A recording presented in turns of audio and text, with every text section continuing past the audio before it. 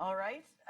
Welcome, everybody. It's nice to see some old friends, and some of us are certainly getting older as we've been doing on this for a long time, but to see some old friends in the audience and some new faces.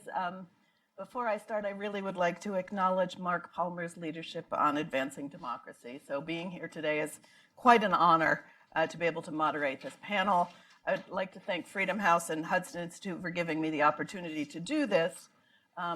As Mike said, the first panel is going to speak about the Chinese Communist Party interference abroad and how to respond. So we want to focus on sort of solutions to the challenges that we're facing as well as the challenges. I'm going to introduce our panelists. Start first by saying that Laura Rosenberger will be joining us. She had a commitment this morning that she couldn't change as we changed the timing of the panel, so she should be here at 10.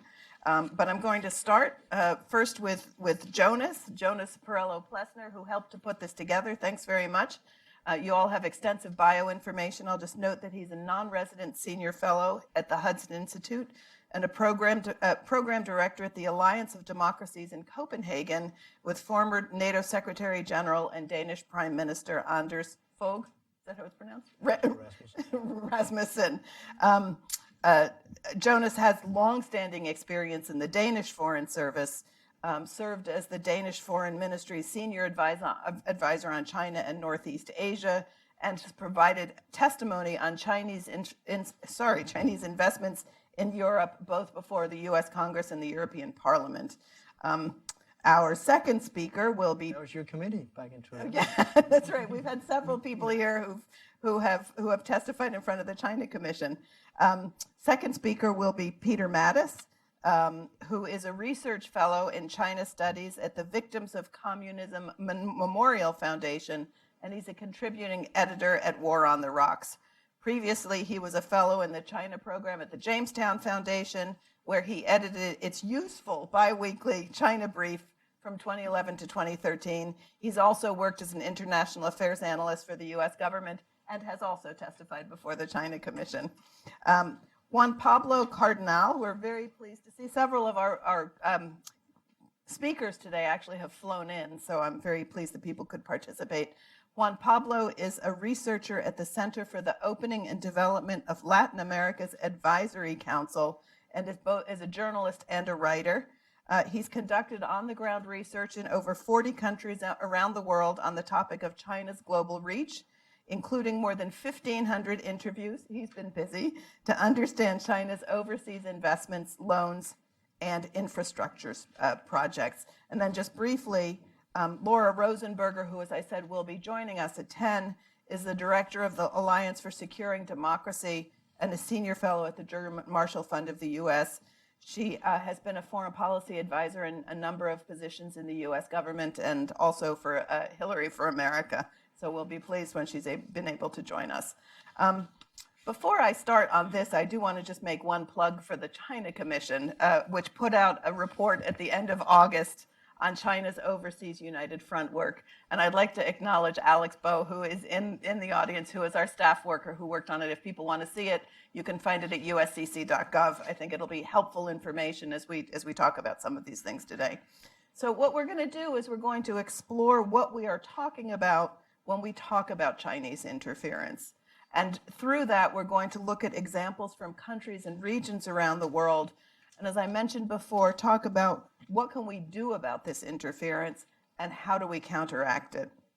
So we're going to start with Jonas, who will talk generally about the United Front strategy, then go to Peter, who will focus on lessons learned from Australia and New Zealand's experience, then go to Juan Pablo, who will talk about China's activities in this realm in Latin America, and finally end with Laura, who will talk about the difference between Russian and Chinese interference.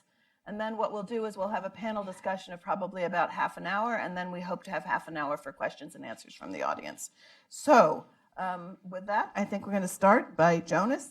If you start us off with talking about United Front. Thank you, Carolyn. And I just briefly, as organizer as well, I just wanted to sort of do my own shout out to Freedom House for doing this together. It's been a real pleasure working with Bobby Herman, but equally also with Sarah Cook. where we'll be working on sort of doing recommendations after this as well of what we can sort of distill from all the great stellar panels that we have today and all the knowledge that comes out of that. So I'm looking forward to that as a sort of continued work even after today. So I have sort of 3 points that I wanted to go through. One, I was going to explain a little bit about the Chinese Communist Party and its United Front strategy and how it's a sort of challenge to democracies worldwide. Then I wanted to touch upon sort of the terminology, where we often talk a little bit loosely. Is it interference? Is it influence? And try to define that a little bit more and sort of parse out which activities fall into one category, which fall into another. And then thirdly, sort of look at what can we actually then do about it, which is also linked to the terminology of saying, so there are different tools depending on what type of, whether it's interference or whether it's influence.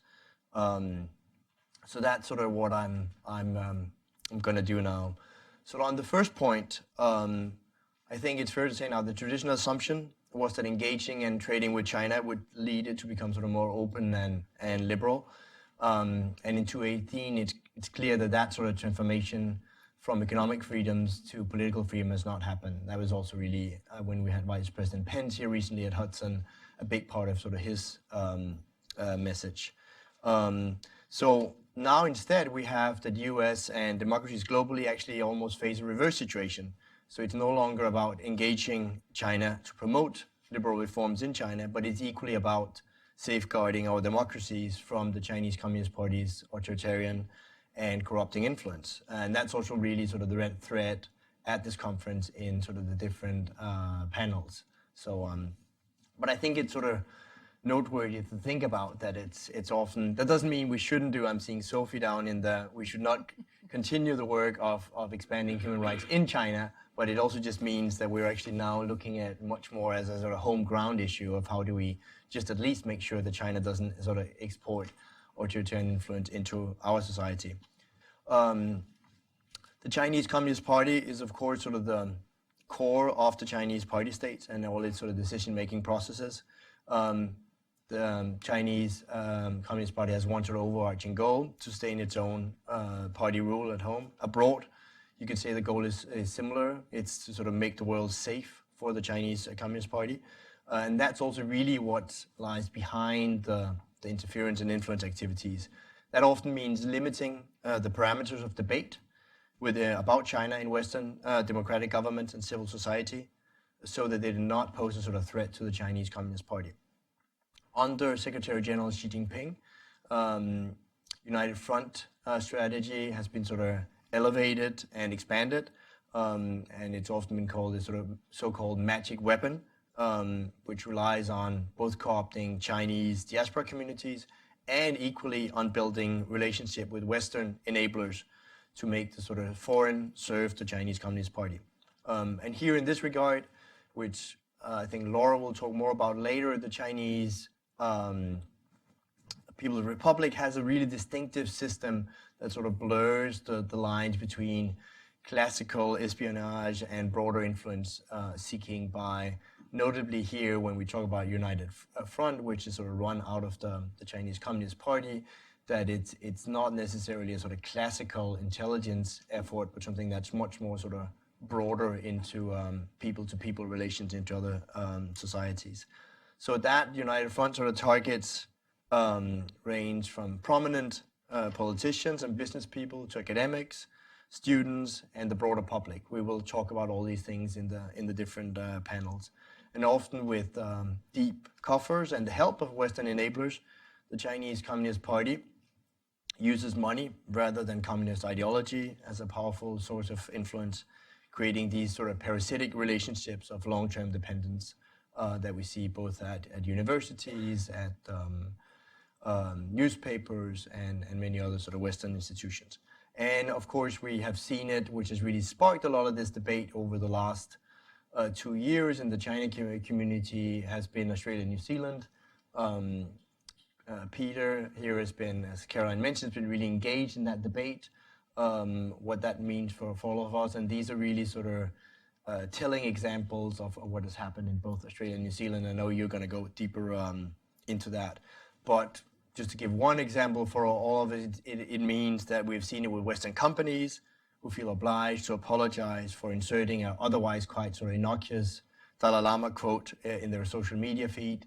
And so it's these sort of things that where there is that sort of effect, and which sometimes is really by Chinese pressure, and sometimes is also what can be called preemptive obedience, that basically the fact that China has this sort of growing clout and companies have their market access in China to think about makes them sort of preemptively sort of make sure that they don't offend China. Let me mention in all of this that the aim is not to cast all Chinese influence abroad in a negative light.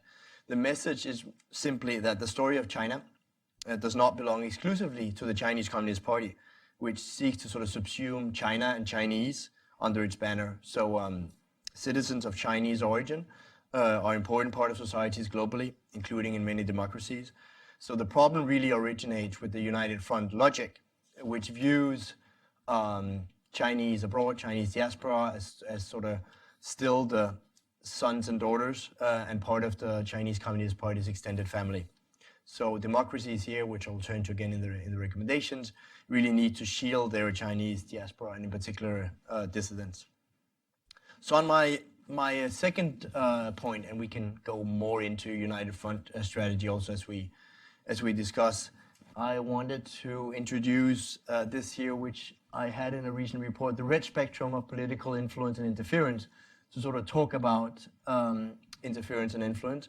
And I owe an intellectual debt to several. Peter wrote a great article of how he was also trying to sort of distinguish between interference and influence. John Gunno in Australia was trying to define interference by saying it's covered by the three, which he called the three C's. Is it corrupt? Is it coercive? And is it covered? As a way of sort of defining interference. So really, this one here was in my latest report, but again, I see it as a sort of intellectual collaborative effort. But the idea was really to say, can you make a sort of clear distinction between what's interference and what's influence? So I would say on this sort of red spectrum, on the really deep red end, we of course have classical sort of espionage, then of course bribery, corruption as things that are also clearly sort of illegal. Then you move into sort of some of the lighter red, particularly if it's campaign finance, is it legal or illegal in a country? When you're discussing Australia and New Zealand, part of the problem was that some of this was not at all illegal in Australia. The US has more stringent rules on some of this, but the question is there enforcement on it? I put overseas party cell in there as well. But then you come over into more classical influence, where it could be the very discussed Confucius Institute. It can be the sort of the work that China Daily and other state-driven media do in Western democracies, where you can say the funding is clear enough. So it's not that it's sort of hidden that this is actually from that it's the Chinese Communist Party that's behind all of this, but there's still a sort of and falls more into what we also as Western democracies do as and brand it as soft power. But there's of course a legitimate question whether do we want a sort of an authoritarian state like China to do the same things. But again, so that's more over in the whole sort of influence category, where the Chinese government has put a lot of money into basically promoting the image of China globally.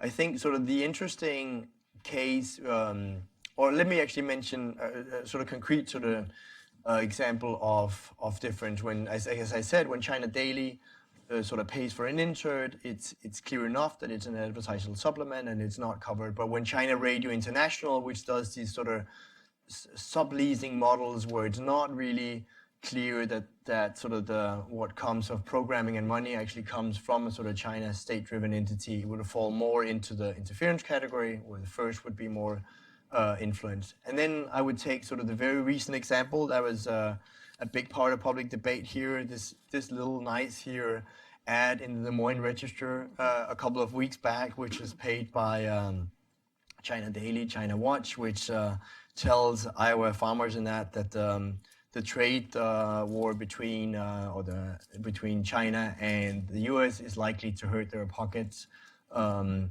I think here it's an interesting discussion whether this is influence or interference, because you could say, in a sense, it fits into the influence category, that it's, if you read it closely enough, it's openly that it's an advertisement supplement. On the other hand, it does also target a specific swing state in midterms. It's very specific in its message. So on balance, I think it's fair also to use the word interference here in this case. And it does sort of highlight as well something that was, for us up here on the panel, something we knew about, that China were paying for all these sort of advertisements in newspapers, but that you could take it one step further and actually really make it sort of targeted into the deep political of another country. So it's also just a general, I think, a good sort of warning example of what goes on. Then I'll turn to my third point, is what should we then do about all of this?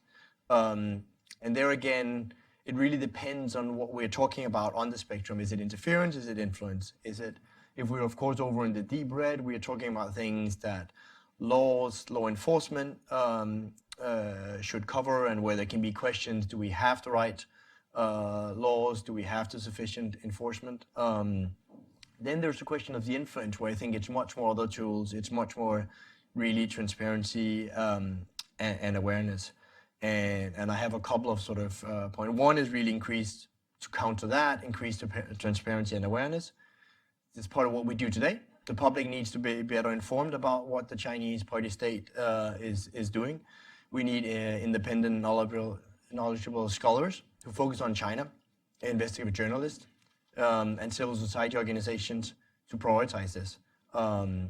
And so we also really need a lot of the journalists that come out of China, like Juan Pablo and Bethany, Alan Ibrahiminian, who's on a later panel, and that use that knowledge they've gotten of the Chinese system while you're in China to actually, when you come back to Western, still follow some of the same red threads. So then secondly, build democratic resilience, particularly when we talk about both, well, influence, but also interference, because it's not that legislation and government measures cannot by themselves provide a democracy with complete protection against foreign interference.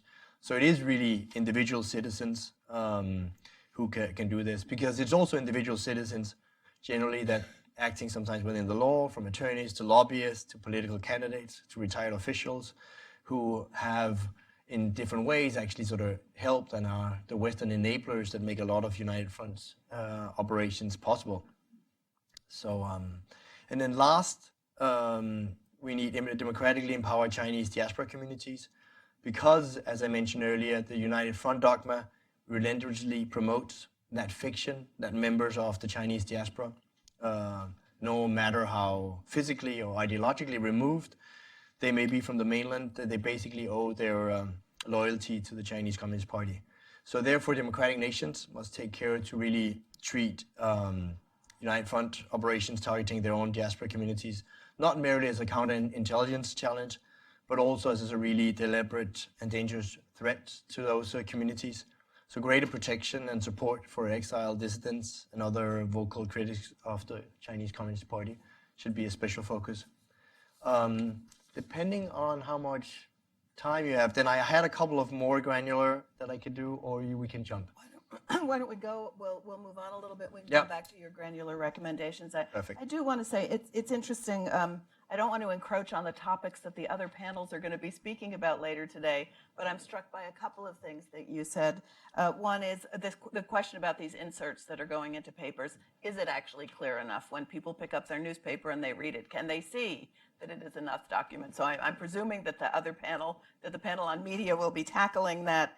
I also wanted to mention, interestingly, I spoke to a panel of a group of about 50 university presidents yesterday who are trying to figure out how to grapple with these issues on their campuses. So for people like me who first got involved on U.S.-China policy on June 4th, 1989 with Tiananmen, it's been certainly interesting. We worked very closely with the Chinese students throughout the 1990s to make sure that they were protected and that they had the right to do it. It's a little bit difficult for me, I have to say now, to see when the Chinese Student and Scholars Associations seem to have switched an allegiance. So it's a difficult and painful thing to see that. But nonetheless, these are issues that we are dealing with. I also think it's important for us. It's tough to talk about some of these things. We don't want to be xenophobic, and we shouldn't be presuming that all Chinese people or all Chinese Americans are somehow doing the work of the state. And so I find that it's sometimes challenging to talk about these issues because, again, we want to be careful about not painting with such a broad brush, but we need to be realistic about what it is that the Chinese government is actually doing. So on that, Peter, we're going to go to you to have you talk about Australia and New Zealand, what perhaps lessons have been learned from their experiences. Well, I think one of the first things that should be drawn about Australia is, I think Jonas unfortunately said it's been something that's an issue for 2 years. But if you look at Australian discussion and debate about this issue, it's probably about 10 years old. And if you want to pick an obvious difference between the United States and Australia or New Zealand, it's simply the amount of time that people have been thinking about and asking questions and putting this issue forward. I think I'll try to go through about 5 or 6 points, I think. The first is that government engagement simply isn't enough. This isn't something that can be handled quietly behind closed doors in government, whether it's ASIO, whether it's in Australia, NZSIS in New Zealand, or the FBI and the rest of the intelligence community here in the United States. This isn't something that can just be done quietly and shunted aside, because as Jonas pointed out with this spectrum, there are very clearly some things that are problematic and illegal. There are some things that are problematic but not illegal. And there are plenty of things that are legal but are concerning. And it's important to have a range of responses and knowledge across all of these things, both inside and outside of government. I think for 2 reasons that are important. The first is that government resources are only ever going to be focused on the illegal point. And in a democracy, we wouldn't want it any other way.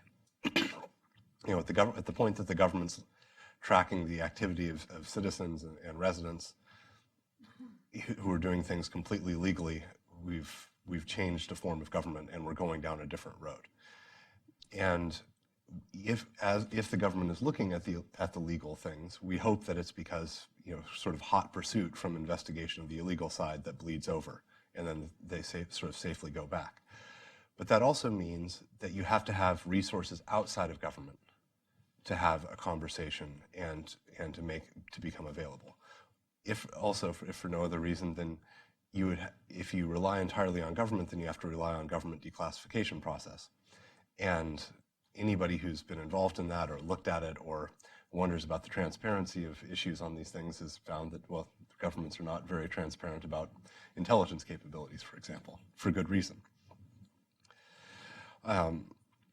The other important piece of having some of the resources and knowledge and expertise outside of government as much as inside is that when this issue is discussed, government officials speaking about it, like Vice President Pence here, are going to be somewhat notably vague about some of the specifics. And if there isn't sort of publicly accessible knowledge, then those kinds of statements won't be treated quite very seriously. And you can see some of that in the response to Vice President Pence's speech and his characterization of the Chinese Communist Party's interference in the United States. But there are plenty of other examples, whether it's the head of CSIS in Canada making some statements before Parliament that have simply vanished from the public knowledge because there was nothing out there to back up what he was saying. And you really do have to have a balance of knowledge and resources inside and outside. Which gets to an important point about Australia, which is that a free press leads the way. And if you don't have an active press looking into this, you can't have this conversation and discussion. The first articles in Australia about this issue that are directly connected to the discussion that Australians have today appeared 10 years ago, possibly even a little bit longer. The biggest difference between Australia and the United States on this issue is that they've had 6 to 10 reporters, and they're not just their China correspondents. They're people who are just domestic beat and investigative reporters who have looked at this. And if you say, well, let's see, 6 to 10 reporters over 10 years. In the United States, we have 3 reporters who have written more than one story for mainstream English language publications. And they've been doing it for less than 1 year. And you end up with a freelancer, a columnist, and someone who's not currently employed by a newspaper right now. 6 to 10 over 10 years, and that 3, less than a year. You know, we're just beginning to be able to have this kind of conversation in the United States, but it means that there's not enough information that's out there that's credible, or that stories of threads that have been forgotten. They just haven't been looked into and haven't made our way so that we have a common framework or a set of knowledge that we can use to discuss the issue. The third point is that this has to be a deliberate process. And unlike some of the intelligence chiefs around the world, if you go back several years, like the director of CSIS, for example, who drew attention to it, if you just sort of put it out that way, it doesn't really generate concern, it doesn't draw people in, you don't have an impact or a reaction. And what took place in Australia, what was done for the research in New Zealand that put the issue to the forefront there, was a very deliberate set of research and a very deliberate effort to map the ways in which the Chinese Communist Party is politically active in those 2 countries. On the Australian side, because they're further along in this conversation, they followed that with a very deliberate discussion of legal institutions and what things were problematic that they wanted to deal with by law, and what they had to just sort of leave to the side. And the importance piece, I think, of the interference and influence discussion is not so much, the importance of the interference and influence discussion is to figure out where that line should be drawn. Because ultimately it's a legislature that's going to decide what's legal or what's illegal and where to put that. And Australia, I think, had a fairly deliberate conversation and fairly deliberate discussion building up to the laws that were passed this summer. And they've thought through sort of where are the holes, if you take the Foreign Agent Registration Act, what are the problems with it? What are the ways in which it's difficult to enforce? How can those be fixed? Should they be fixed?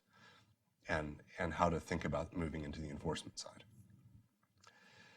And this gets to the stage where Australia is, and we've sort of been, because we've had stronger legal institutions in the United States, but it's this issue of enforcement. And it's an incredibly difficult issue, and it's one that people haven't really grappled with. Because yes, we have some of the laws in the United States, but we haven't used them. Australia has passed the laws, but they don't have the government bureaucracy to do this. Now, if you think about what's taking place in Australia, when was the last time they prosecuted an espionage case? Now, that's, in some ways, the black and white issue. There's pretty much no country that doesn't have statutes against espionage. Yet, when was the last time they prosecuted? If they haven't done that, which they haven't in quite some time, it means they don't necessarily have everything in place to move from the intelligence world to the police world and investigative, to move from that legal investigation into supporting a prosecutor. And that they don't necessarily have judges with experience in dealing with the evidence and the way in which an espionage trial is likely to go and some of the concerns that are there. So you have the enforcement chain in Australia that basically doesn't know the issue at this point, and they're trying to get going very quickly. But that also means there's going to be a steep learning curve. At the same time, on the enforcement side, you have to have sunlight.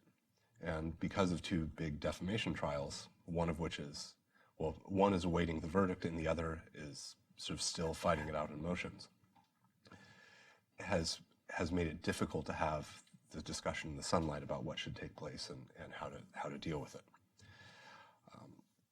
Point out that we need to have a much clearer understanding of the Chinese Communist Party. I think that's obvious from the Australian context.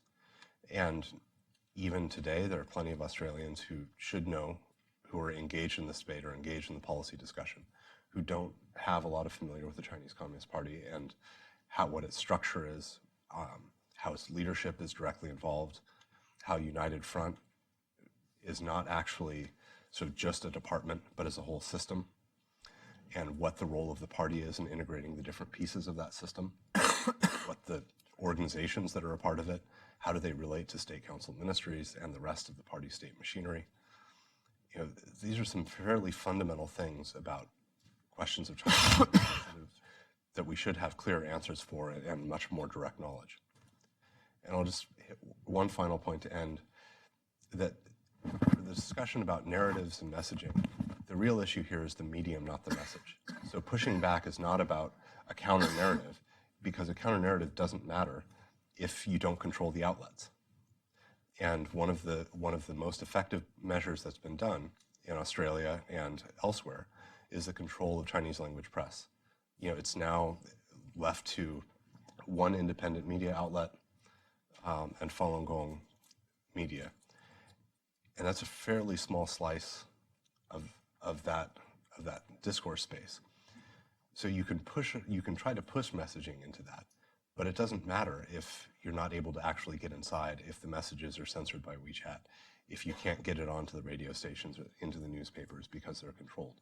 So you actually have to think about the medium much more than the messaging side, because that's what United Front work is political mobilization on behalf of the Chinese Communist Party.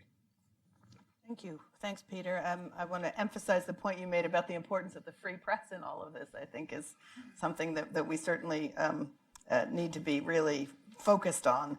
I hear sometimes frustration that people who are trying to identify situations that they might be dealing with in their own contexts, frustration about the vagueness of government information. And then sometimes, of course, these cases, I'm thinking espionage in particular, but that these cases come forward and then end up being dropped.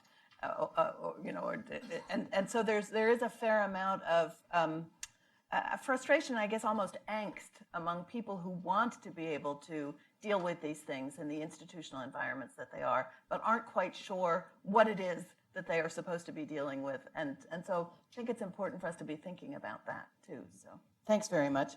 Juan Pablo. Good morning. I'm delighted to be here, and thanks for the invitation. I'm going to share my views with you by elaborating on 3 or 4 points about the situation in Latin America. But I always argue that I think China has a global strategy, and the only thing they do is they adapt to the local environment. So roughly speaking, I think I'm talking about Latin America, but in fact, I think it could be the same situation in other regions in the world. First of all, about China's strategy or policy in Latin America, it's important to remember a very obvious thing, that it's a business and trade-driven strategy. And this is important in the context of the post-crisis economic uncertainty, the fact that an economic giant like China comes in offering economic incentives, it already gives China a huge advantage.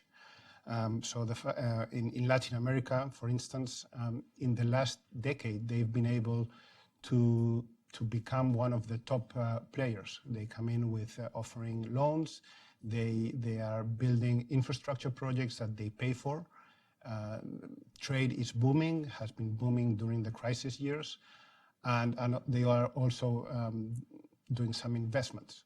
So all of that it already gives China a very nice position in the region.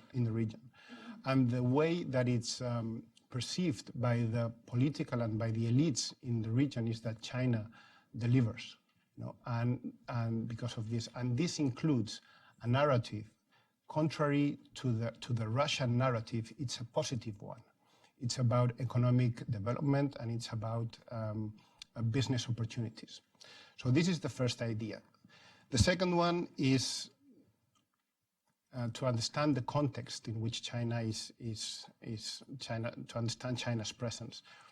There's a huge lack of awareness of what China is and about China's history, about China's complexities, China's government, and China's institutions. I always mention that the fact that China knows us much better than what we know China is the first asymmetry that plays in China's favor. And why is this? Why do we have this such lack of awareness in Latin America? There's several reasons, but one would I argue that it's the fact that there's the historical links are very few and very recent. There's no historical disputes between China and the region. Also, there's a simplification of the image of China. Every time you engage with those elites that I mentioned, it comes to their mind the fact that China has the success story behind in the last 4 decades. When China transitioned from Maoism to red capitalism. That's seen many times, or there's a temptation to see that as an example that development is possible without democracy. So if those elites, people that are dealing with the Chinese, don't understand who they are dealing with, they of course don't understand what the risks involved. The only exception to this lack of awareness would be the scholars, that people in the academia that really know China. But of course, in Latin America, like in other places, those people face another kind of problem, which is they cannot be openly critical without risking their future access to China or to Chinese colleagues. So those 2 points that I already mentioned, I think the combination of both already gives us a nice picture of what the situation is. And this takes me to my third point, which is, well, what is China doing in Latin America in this context? Well, as I was saying, it became, in less than a decade, one of the top players in the region. So what is it that they are doing now? They are trying to gain political influence. And to do that, they have two ways of doing it. One is institutional engagement. As I was saying before, we already know that economically they are a very important player, but the institutional engagement also comes in the spheres of culture. For instance, opening Confucius Institutes across the region. Of course, Confucius Institutes in which there's no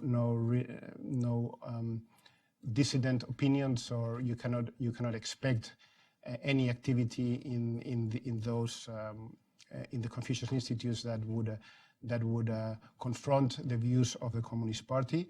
Then you have they also are very active in engaging with the media, with public and private media groups in the region, and those deals include mostly at this point giving for free Chinese-produced press materials.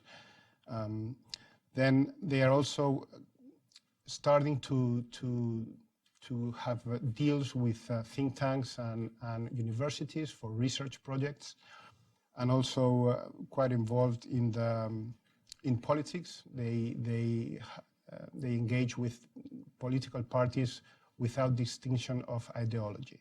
So that would be one way of trying to gain political influence. The other one, which is the one that was more surprising for me when I did the research of the Sharp Power report with the National Endowment for Democracy, was this program for elite capture.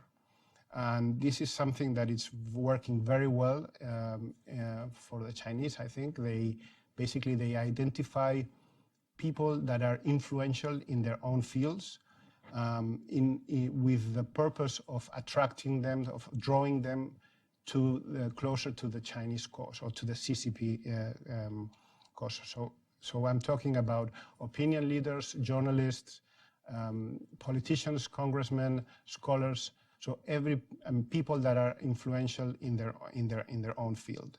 The way they do it is they have training programs, and those trainings are last for several weeks. They take them to China.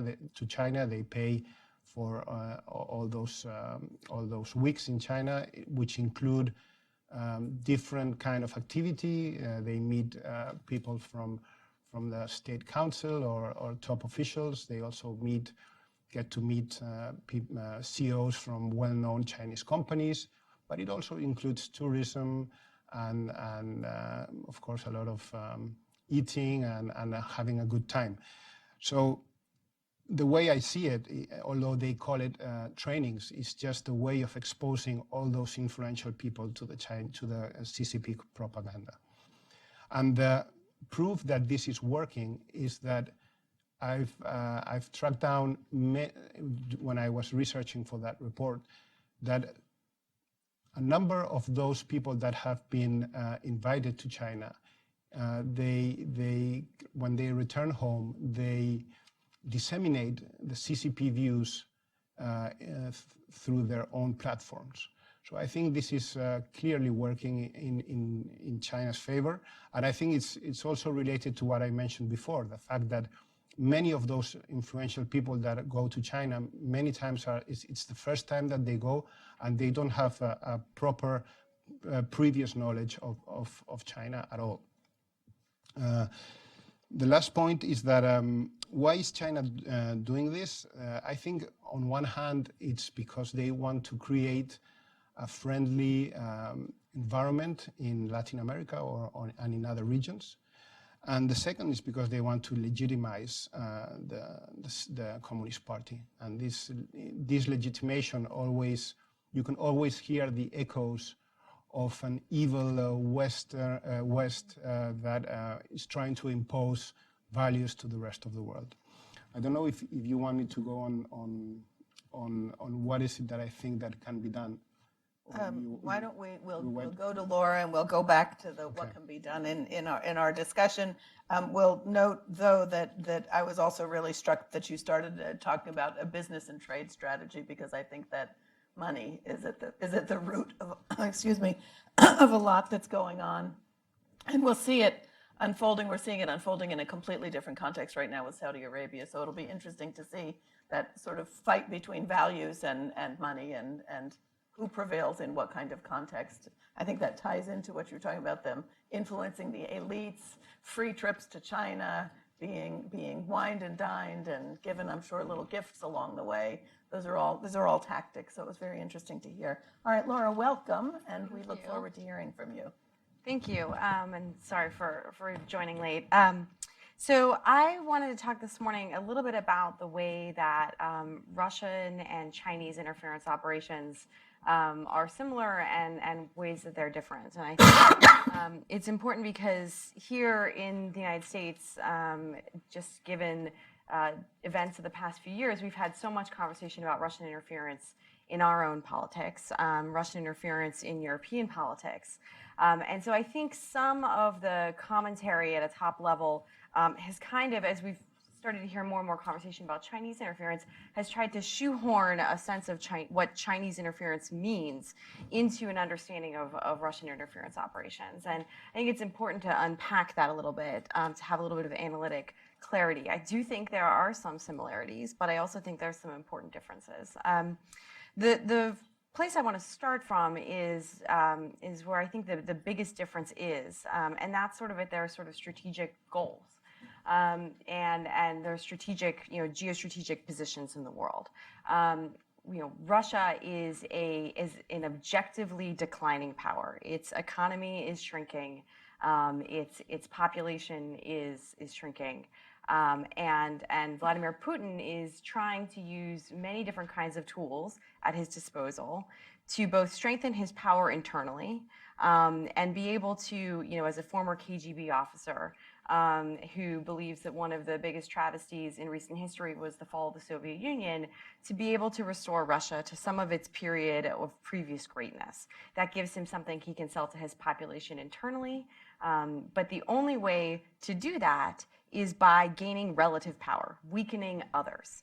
So weakening is essentially the primary goal of Putin's operations, combined with maintaining and strengthening his own power.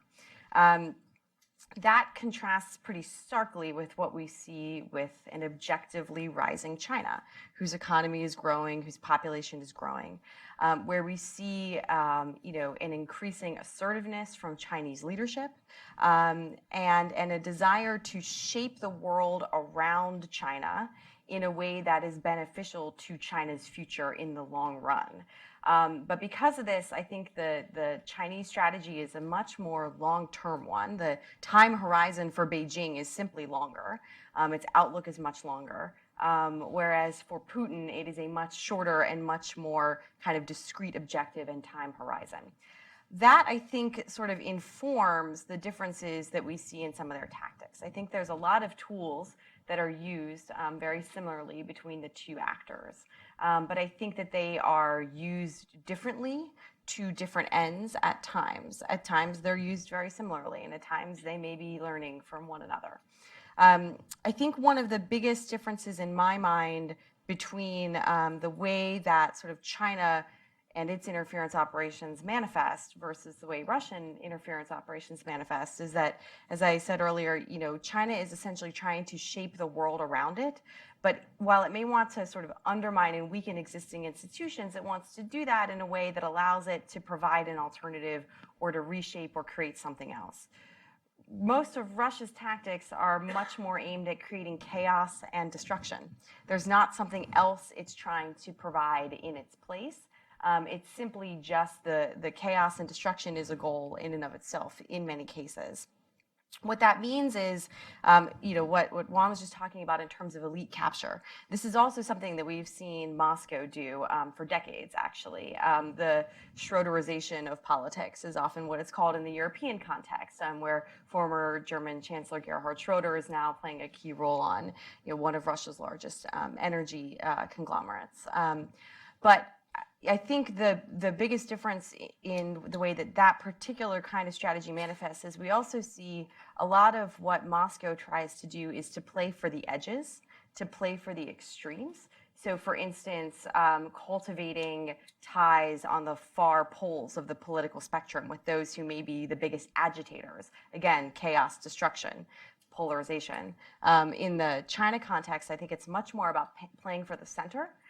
It's about trying to establish that more central core in a way that will allow for that kind of longer term dependency creation. But both of them use tools from the information space, the economic space, the cyberspace. Both of them target diaspora communities in different ways. But I think that that's also an important element of understanding how these two actors go about their efforts to interfere in other democracies and undermine other democracies. One point I would just want to make on this, though, is that I think it's really important, at least from where I come from, the way I'm thinking about these issues, to understand the distinction between what is normal state exercise of influence. States do influence, right? Diplomacy at its core is influence. Exercise of soft power, hard power, these things are influence. They're influenced through different means. Some of them may be things we consider to be legitimate, and some are illegitimate. And I think that is the question, as I think about these different tools and how they operate, what falls outside of the bounds of acceptable state influence to malign influence or to interference. And I apologize if I'm covering ground that others have talked about already, but there's several different rubrics out there trying to conceptualize this that I think are really important. The Sharp Power report really talks about where some of this falls in a very particular zone of activity. Malcolm Turnbull's 3 C's, covert, coercive, and corrupting, is another, I think, very useful frame. But the reason I raise it in this context is I think because China's tactics and the CCP's tactics are much more long-term, they tend to be more subtle. And they, I think, will create additional challenges for analysts in this question of really unpacking and defining and explaining what is legitimate and what is illegitimate. And I think as a community, it's incredibly important for norm setting and principle definition to be able to lay this down, in particular for the dynamic that you were talking about in Latin America, where people may not understand why some of these activities are nefarious, to be able to break that down in a very particular way.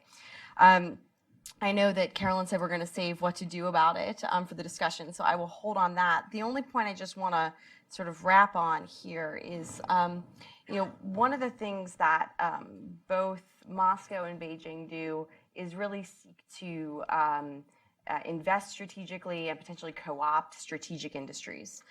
Energy is one space that we have seen this by both actors. I think that we are not thinking enough about the role that the tech sector is playing in terms of strategic investments and creation of dependencies.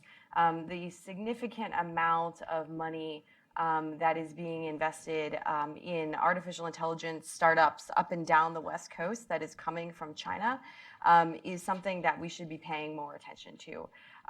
The way that U.S. tech companies are being coerced or the use of the market is being, the sort of lure of the Chinese market is being used as a means to try to coerce U.S. tech companies to make certain kinds of compromises on things that will be very important for the CCP as it begins to exercise its tools in other ways are deeply concerning to me. And they're deeply concerning to me because when I think about the sort of tools that the CCP is deploying internally within China for information control, for the social credit score, facial recognition technology, combined with the Great Firewall, and is now beginning to package those tools as essentially what I think of as authoritarianism in a toolbox. For with the use of advanced technology, I think are things that we need to be really thinking about now, because things that we can do now will have real over the horizon consequences. Thank you very much. Very interesting. Excuse me, sorry. I'll just note that we have a robust and ongoing discussion in the Commission about just what China's strategic goals are. But it was very interesting discussion too, to think about the tactics that Russia uses, what its end game is, the tactics that China uses, and what their end game is, if there is an end game. So let's get to the question of what can we do about countering the interference. Laura, I think you raised the point of having to determine or decide what is acceptable. So I'd like to think about the context of what can we do within the context of, if we haven't defined what is acceptable and what isn't acceptable, how do we move forward with any of these recommendations anyway? So I'm going to put a two-pronged question out there for all of you, whoever wants to start with. Peter, maybe you?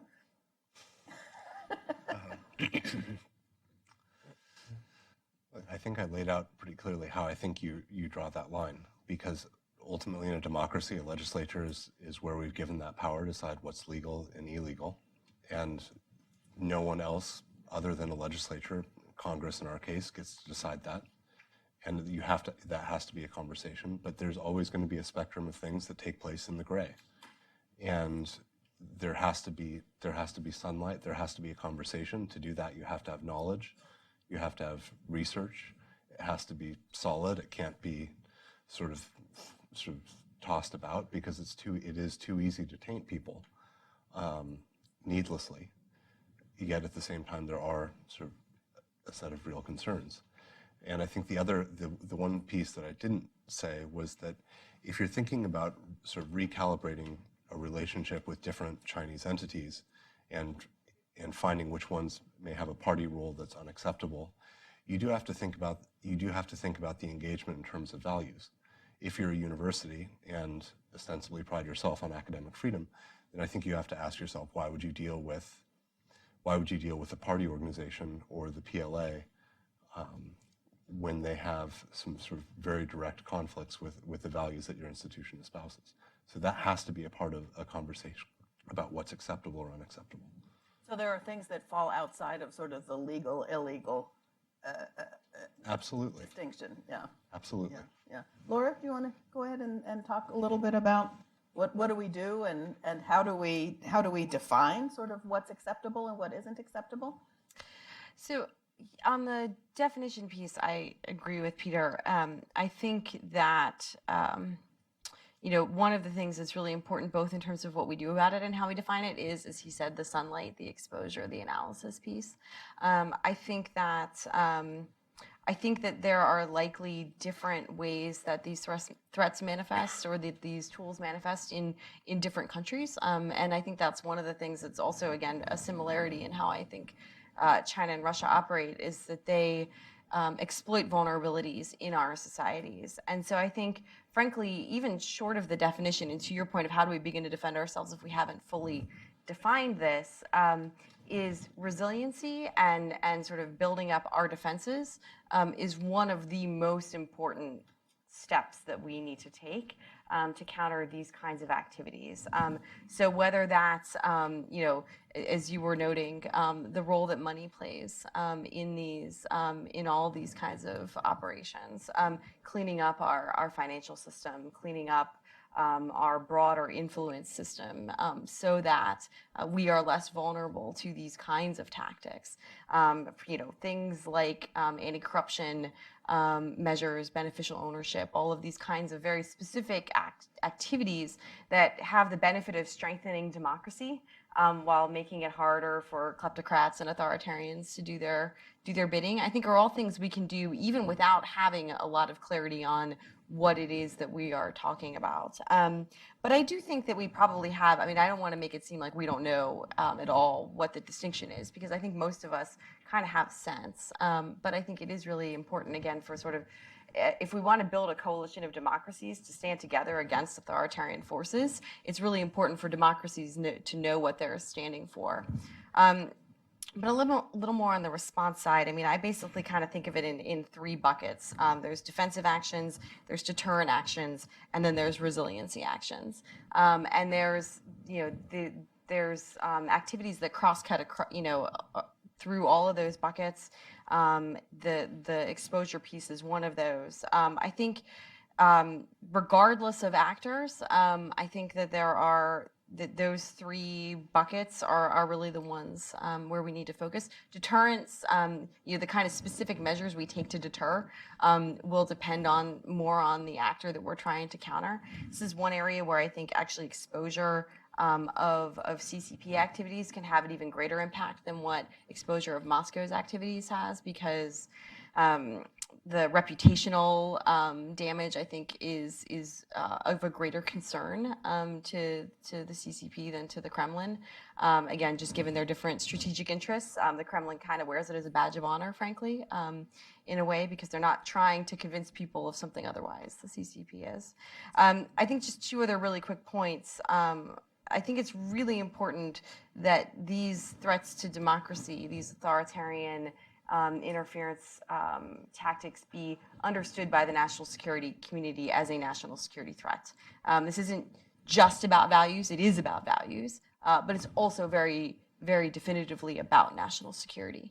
And I think that that's really important. And then the last thing is, I come out of a government background, and I just continue to be struck by the way that many of these issues fall in the seams of our government bureaucracy. We're not structured right to understand these threats. We're not structured right to counter them. And we really need to do some rethinking internally of how to better position ourselves to make sure that these seams aren't ones that can be exploited as well. Thanks. Jonas. Thanks.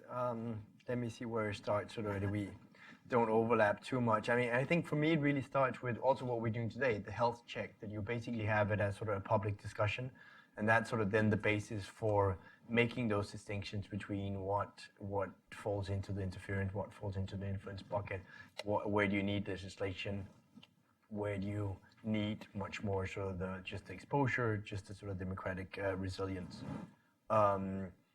And then let me add a couple of ideas then to sort of, I think really we should, as Peter was also alluding to, think about how the fact that Chinese language media more or less globally has been sort of taken over by the Chinese Communist Party. Think about different sort of funding, private or possibly public funding for like independent Chinese media as a way of basically saying it's possible to talk about China without that it's sort of state-directed from Beijing. Then I think on a sort of practical level as well, you could have, which I wrote about in as one of the recommendations in the report, a United Front tracker, so that we're a little bit more specific when we talk about this. So it's not just all the time conflating interference and influence, but really saying, so what are the different activities and how do we sort of track them? Something that others are also working on with Russian interference in elections, so that we almost have sort of a joint index model or something that we could do together. And so those are some of the things that, the same with the media piece of saying that it's really the fact of having sort of deep knowledge of the Chinese system that's important, of can we sort of cultivate through scholarships again, and that many of sort of the great journalists that have been in China also use that knowledge when at home to sort of expose some of the activities of, because when I did my report, there was a cohort of those, and I've just already given a shout out to Bethany Allen on that. But there was also a lot of other areas when you looked at, for example, campaign finance and so on, and you would find things that was really interesting, but it's the people that are uncovering that are completely de-linked from any thoughts about China and what sort of foreign money, but it's more of a domestic issue in the US of different sort of ways of campaign finance, which is often quite contested, bipartisan as well. So some of the solutions of how you which I try to look at was of course where you had to thread a very narrow path between what would then enter into partisan politics, but saying really everybody must be able to agree on that you shouldn't be able to funnel foreign money through different of these channels that Laura also mentioned, anonymous companies, the LLCs, into to U.S. U.S. politics. So those are some of mine. Just a last, just because I thought Laura's was so great on sort of the Russia and China differences. I think I would say to add to that it even spells out in their social media strategy. So you have Russia that loves Twitter. It amplifies noise and sort of works with the fringes. And China, the only social media that isn't banned of the Western ones is LinkedIn. And it fits hand in glove with the Guangxi model. They use it both for espionage, they use it for influence seeking, and shameless self-promotion. I just have a piece in American Interest on that with a personal experience on Chinese techniques on LinkedIn. Great. So Juan Pablo, I'll have you answer, but I want to add one dynamic to this, which is, as we're talking about countering the interference or the influence, here we're sitting in Washington, D.C., should the U.S. limit its response activities to the United States, or should we be working with other countries on this challenge? That's a question for me? You can answer any piece of the two questions. Okay, let me start by saying that I have spent many hours thinking how to address all of this, and honestly, we have to admit that all of those activities and this strategy that China has is working very nicely for them, and that's the reason why we have events like this. So it's not easy, but one, and I'm not saying anything different from what other people here have said, but in a Latin American context, and definitely in places like Africa, the most obvious first step would be to try to raise awareness of all of this. It's about exposing many of the, I mean, we all agree probably that China is about opportunities and risks, you know? So I think we need to expose some of those risks. When I first started to research on the ground about China's activities abroad, that was in 2008, and it was only 6 years after the Go Out strategy was launched. So there was not that many examples to look at, right? But I think 10 years after, we already have very nice examples of the risks of engaging too much or engaging badly with the Chinese. And I can think of, the deterioration of civil society and press freedom in Hong Kong, for instance, and rule of law is a great example of where we're going. And I think what happened in Australia it's also a very clear case. I think and correct me, Peter, if I'm wrong, but as I see what happened in Australia is because people didn't pay attention when they had to. So I think in Latin America, I was explaining before that there's a huge lack of awareness. So this would be, in my view, the very first obvious step to take. Thank you. Well, one of the issues that I think we all face is, even in raising awareness in our own interactions, is sometimes people say that we're so concerned about these things that the Chinese government is doing, but then they say, well, we're doing these things too. You know, we have Voice of America, we have RFA, we have libraries and cultural programs that are run by US embassies. And I wonder, how do you guys respond to these kinds of comments? Anybody? Yes, Jonas? I think there's a fundamental difference that one is an authoritarian state and the other is not. So it's true that you could say to a certain degree Arendt, Goethe, and Alliance Française, which are language institutions run by the German and French government, respectively, the same as Confucius Institutes. Yes, at a certain level, it's sort of the same, but there's just a different, I think, of what they sort of represent. And of course, also, if we take this concrete case that we'll discuss later, Confucius Institute, that you can have that negative spillover into academic freedom with impact that you don't have any cases about that this has been the case with Goethe Institute or Alliance Française. Yeah. So I do think there is it's a tricky balance. I recognize it when we come into the influence piece of saying, isn't it just the same as we do? And I think in the Australia debate, there was a lot of talk about that, actually saying, isn't it just by some in Australia the same as that the Americans are also influencing our debate, and we allow that, and how is it different? But my argument would say there is a fundamental difference. Yeah, sometimes I think we who focus on this so much forget to make the case to other people that one of the reasons that we're focusing on this so much is the nature of China's government. I mean, if you're right, we are not concerned about the French doing to us what we are concerned about the Chinese doing in terms of exporting their model of authoritarianism. So, Laura, you had something? Yeah, I take a slightly different tack on this. I think it's a little bit of a slippery slope when we start to decide that the tactics are acceptable when certain kinds of actors use them, but not when others. And I think it becomes harder to convince those who may be being targeted by these tactics that it's okay when it's us, or it's okay when it's France, but it's not okay when it's China, just because they're our adversary. Now, I obviously take the point about what it means to be facing authoritarian regimes that are trying to undermine the very things that it is that we stand for, and so there is, of course, real reason to stand up to that. But for me, again, I really think of this from the national security lens. I can fight influence with influence, right? And I believe that one of the biggest distinctions is, the RFA example, for instance. I mean, it's very overt, right? There's nothing that's not overt about that, and that's why, frankly, I'm not terribly concerned by overt Chinese media that's trying to portray a Chinese message, as long as it's disclosed and in the open for people to evaluate. Personally, I put that on the influence side of the bucket, where I'm going to be a little bit less concerned about it.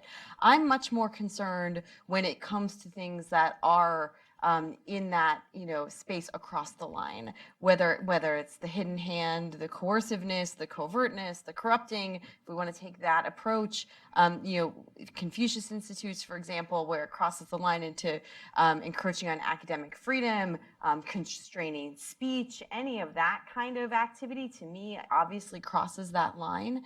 But I actually do think it's really important to understand where the tactics are different, and I do believe they fundamentally are. The last point I would make is that, and maybe this comes closer to where Jonas was coming from, speaking particularly in the Russia example, I've done a lot of thinking about this, and for me, the real difference is that, for instance, when the U.S. does things to promote support rule of law, good governance, all of that stuff, the aim there is fundamentally to empower people to exercise their rights, to fundamentally strengthen democratic institutions. And what Moscow particularly is doing, and maybe we could adopt Beijing in some of this, is to undermine those institutions and deny people those rights. And so maybe that's a different way of framing it that still kind of takes into account the who's doing it, but it's more about to what end.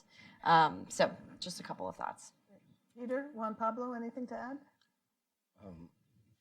Simply make the quick point that, if you're talking about sort of the pointy end of a national security stick, covert action is something that takes place completely outside. If it's not going to be an overt influence, it takes place in a completely separate policy channel that requires presidential authorities and requires also briefing Congress. And it's something that's done not on a routine basis, but set to the side. And the way that the Chinese Communist Party operates is that it's a fundamental part of simply interacting with it. So you can have plenty of interactions with France, Germany, the United States, the UK, without having any sort of movement into this interference space, because it's simply open and clear. It's very difficult to deal with anything where you end up touching the party that isn't, where there isn't a temptation on the party side to start squeezing in.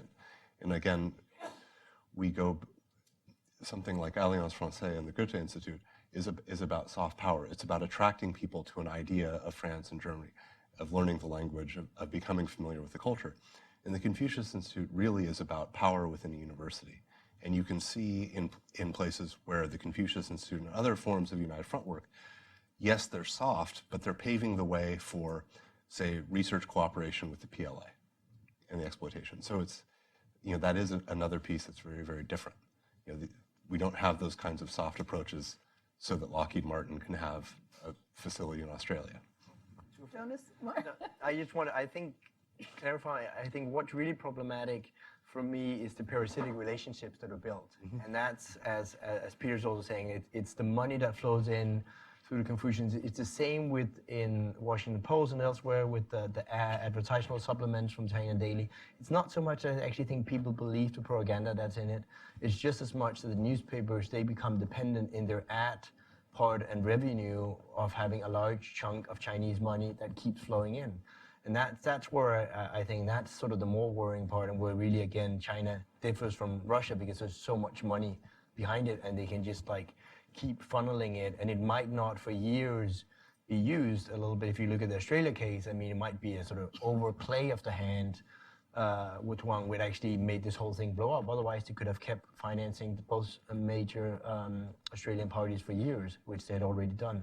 So it's more these sort of parasitic relationships as that become part of some of the ones that are maybe open at first, but then turn into something sort of more nefarious. Juan Pablo? Yeah. Adding up to what Jonas just said, I can share an example of why it's different. In the media industry in Argentina, there's one of the main newspapers who was very critical with China back in 2015, when Cristina Kirchner was signing deals with China that were non-transparent, etc. So they were critical of China because of the political situation at that time in Argentina. So one of the findings of the report that we did was that we saw the Chinese ambassador going to the newsroom of this, visiting the newsroom of this newspaper. I don't know if it's 3 or 4 times in 1 year, which is quite unique. I find an ambassador going to a newsroom even once, right?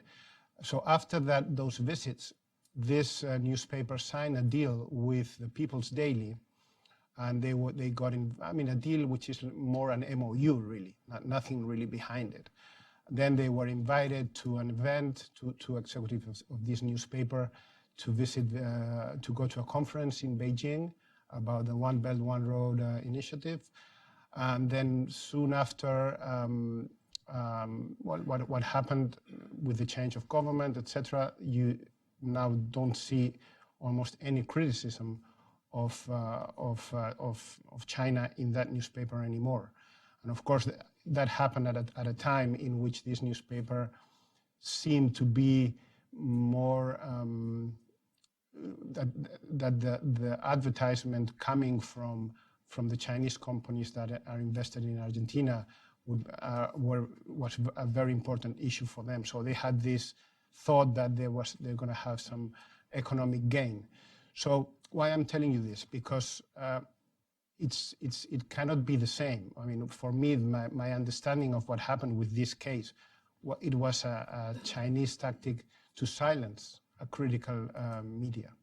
And in this respect, that I forgot to say previously, I think one tool that we in the West have is reciprocity. It is true that it is difficult in our open societies and in our open system to use that tool, but it doesn't look good to me that the fact that they can invest or they can do almost whatever they want with the media in our countries, but then the media in China is a protected or restricted industry.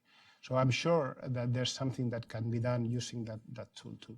Yeah. It's an interesting, I think people have been struggling with reciprocity on visas for journalists, for example, for quite a while, which is you come, excuse me, right up against free speech issues here, which, people, you say, well, if US journalists can't get visas to work in China or in Hong Kong now, should we be giving visas to Chinese media people to come here? And a lot of people argue, but we have this free system here, freedom of speech, free media, and we shouldn't be shutting that down. And I think it's just one of those balance and struggles that people go through. So I think what we're going to do, we have about 20 minutes left, is open it up to the audience, and we ask that people who have questions identify themselves, please. Do we have, yes? Do we have a microphone? I think you're just going to have to stand up and speak. Okay. He's coming here. Right. Over here. Right here.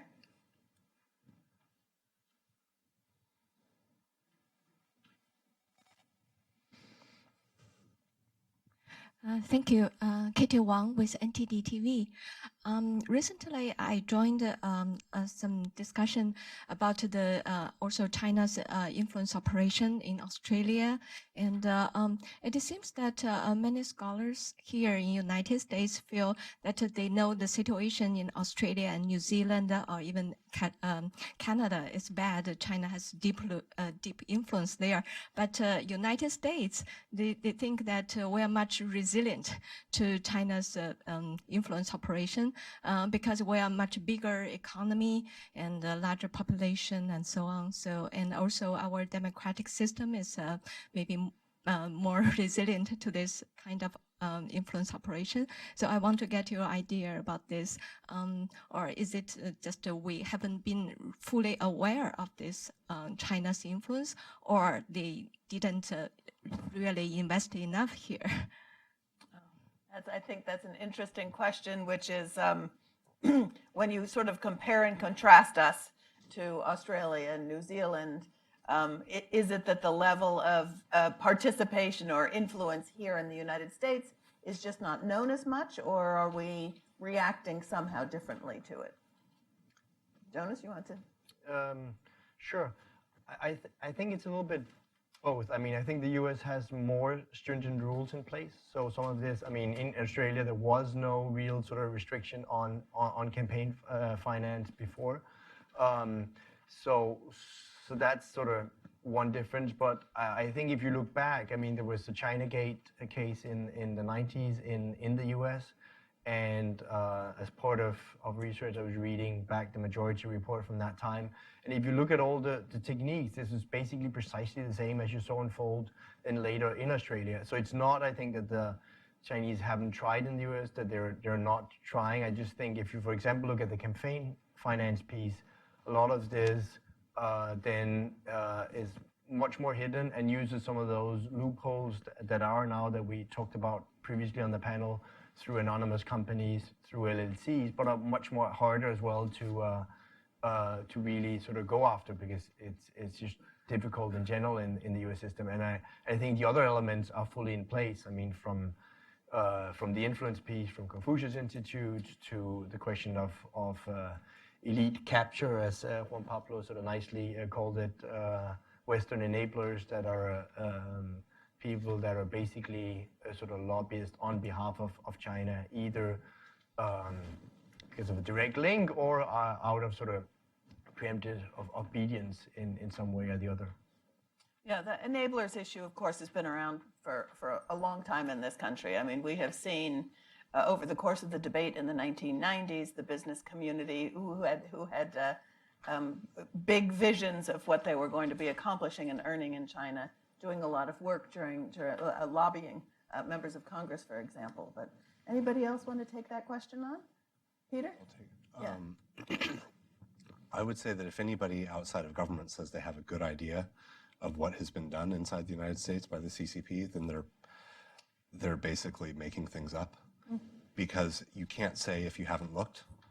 And there are plenty of threads that are there from the election scandal that one of the same characters was involved in the UN corruption scandal, which was also linked to one of the Australian billionaires. There's a whole set of things that are out there that can be looked into and can be polled, but we haven't done it yet. So it's very difficult to say what kind of effect there's been, how deep it goes. I would put it in two ways to say that it has been effective. The first is to take an event out of the headlines in recent days. How many of you read about U.S. ships in East Asia taking innocent passage through international waters? Was that the headline, or was it U.S. raises tensions by putting warships through the Taiwan Strait? And the framing of that issue in particular is a good example of some success in large part, simply the way that we discuss what's taking place. The second issue is, think about all of the things that China wouldn't do inside the United States or wouldn't do in Australia because they'd have a response and there'd be this risk of exposure. Surely beating people up with security officials might be one of those things, but has there been a reaction?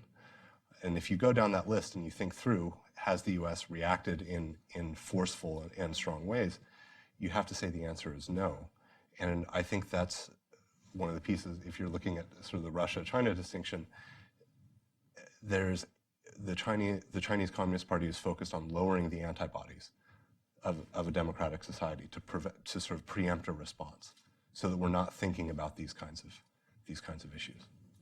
And I'll go back to something that you said in your statement, which is investigative journalism, frankly, and having reporters who have the time and the resources to dig into some of these issues so they're better known.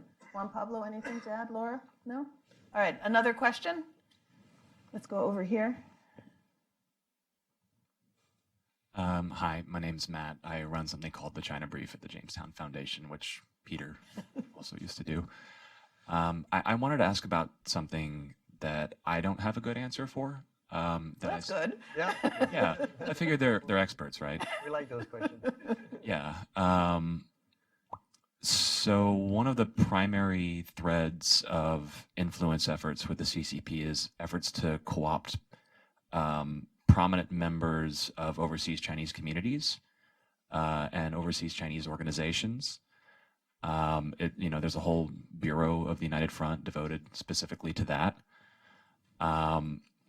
And what you saw in Australia a lot was during the debate were cries, mostly in bad faith, of racism in efforts to single out and shame bad actors within these organizations.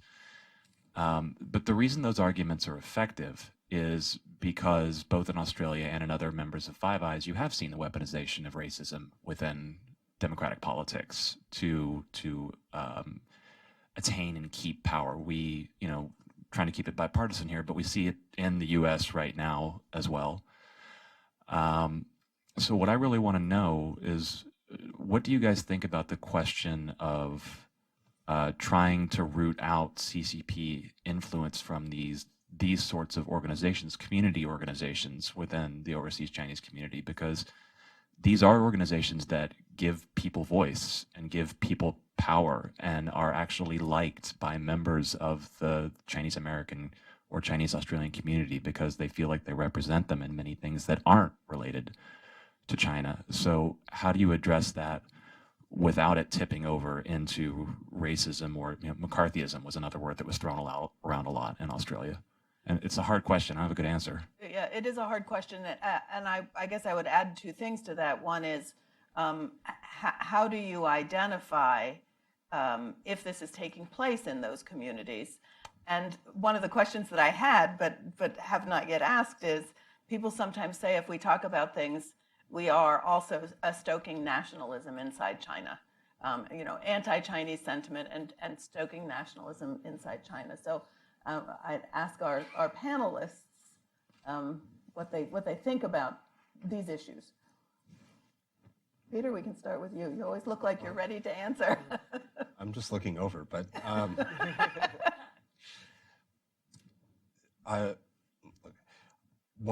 if people think that the issue of United Front work is only focused on overseas Chinese, then they're deluding themselves and they're not really looking at the party the way that it should be. And if you take sort of the clear line of legal and illegal, or a national security focused perspective, the overseas Chinese community organizations are not the first place to start. The first places to start are among the political elite, the journalist elite, and that's a place to be. The second is that it's unquestionable that fringe elements are going to try to exploit this kind of conversation to do it, and that's why the kind of discipline that Hannes here did so admirably in focusing on the party rather than Chinese people or China, referencing the PRC or the Chinese Communist Party is so critical, because you're identifying exactly where the problem is and you're being specific in the language. And it's something that, frankly, U.S. government speechwriters should They need to start be more doing. careful about that. Yeah. Right. And it's not as though people aren't telling them, it's just that they're not doing it. This is actually a good example how you said they're popular organizations, they serve an important function.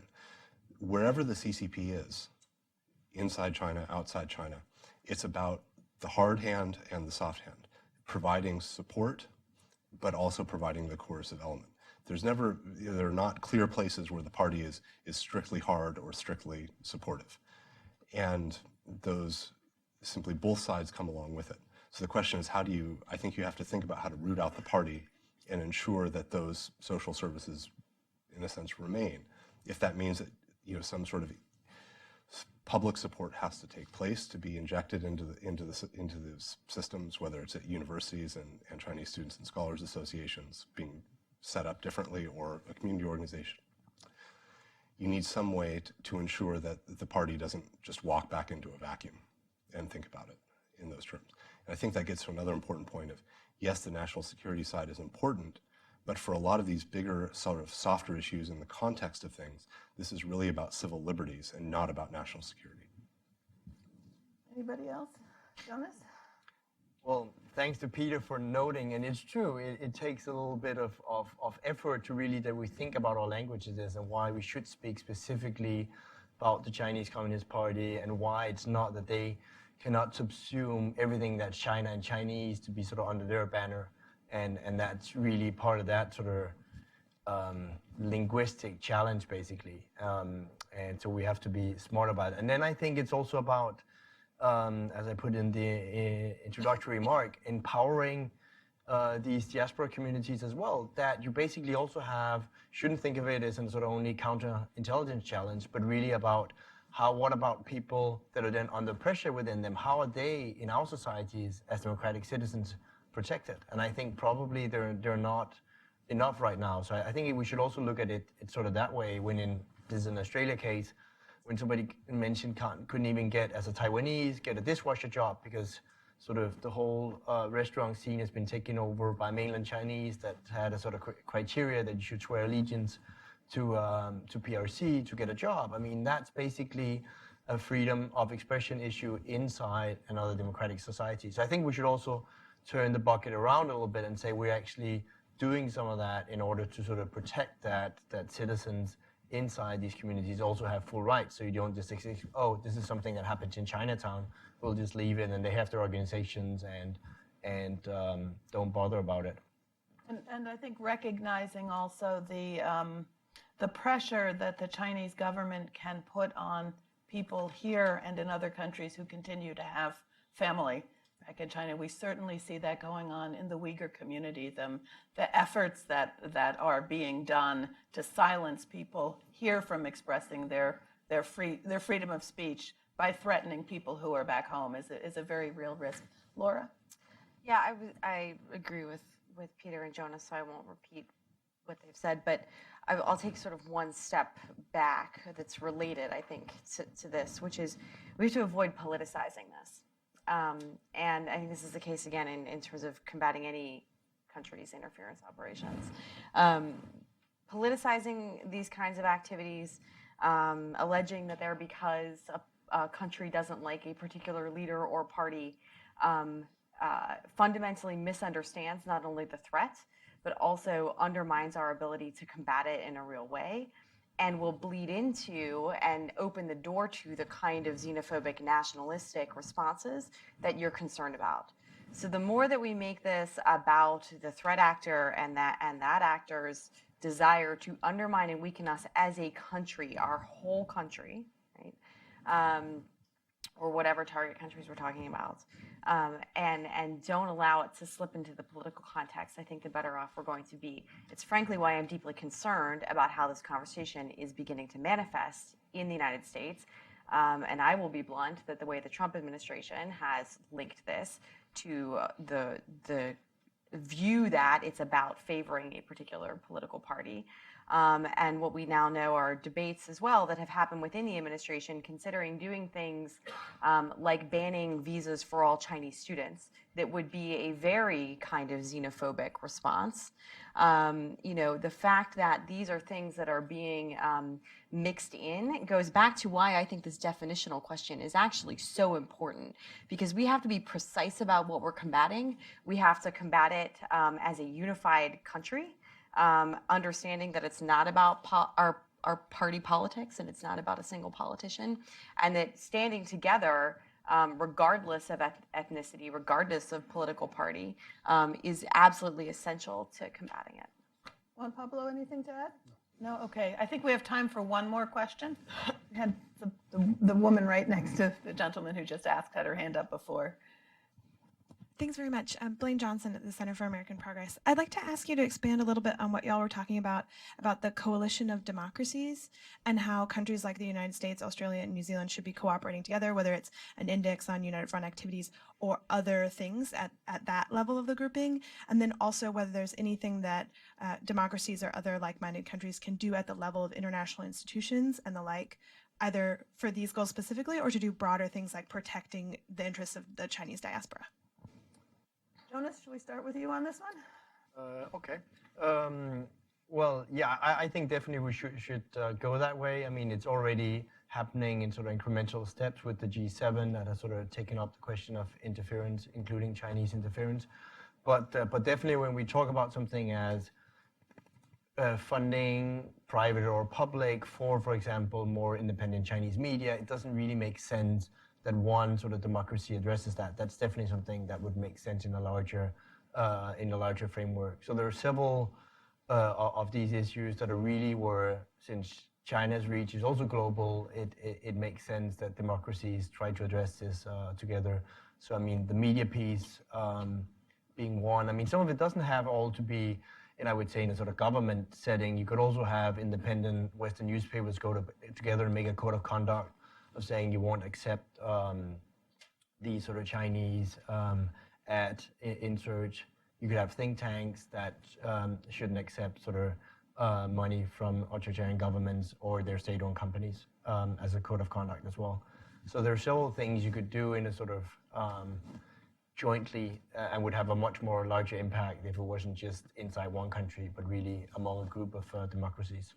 Laura? Yeah, I would just add, I mean, Jonas noted the G7 mechanism that's being stood up. There's an attempt to put meat on the bones on it at the moment. But I think some of the most important things that can be done, number one is sharing threat indicators, essentially. So understanding, how are these threats manifesting in different countries, being able to share those indicators so as to better anticipate more and understand what it is we're talking about, as well as sharing best practices on what works in response. And then being able to unpack, the fact that some things may work better in some countries or some contexts than others. Everything's not going to work the same in every country. And so I think some of it's just even that knowledge sharing, that knowledge transmission. And then I do think that, there is a real value to kind of take the very broader step back. This is all happening in a context in the world in which authoritarians are sort of decidedly on the march, and the Freedom House report, pretty clearly shows where democracy is under siege and slipping backwards in parts of the world where we might not have thought that possible. And so I think this broader sense of democracy standing together against a rising authoritarian tide is extraordinarily important in the broader sense, and then in particular in how we counter these very particular tools. Juan Pablo? I'm not sure if it's an answer to the question, but somehow linked. What I've seen in different regions, in particular in Africa or in Latin America, is the fact that, and I think that's part of the reason of why why China is being so successful in many ways, is the fact that the perception there is that democracy in general, but also democratic countries, are not giving proper answers to the challenges that we have today. And this is probably something that of course, it's important to expose what authoritarian regimes are doing in our countries, but it's equally important to strengthen our democracies in order to give answers to those challenges. Great. Peter, anything to add? I'll leave it there. No? Okay. Well, on that note, I actually just want to thank everybody. I should acknowledge that Jonas was instrumental in putting together the panel and the conference. It's been a real privilege for me to be able to sit up here with this talent and expertise, and I hope that we set the stage for the next panel that's coming up. So thank you all very much. Caroline.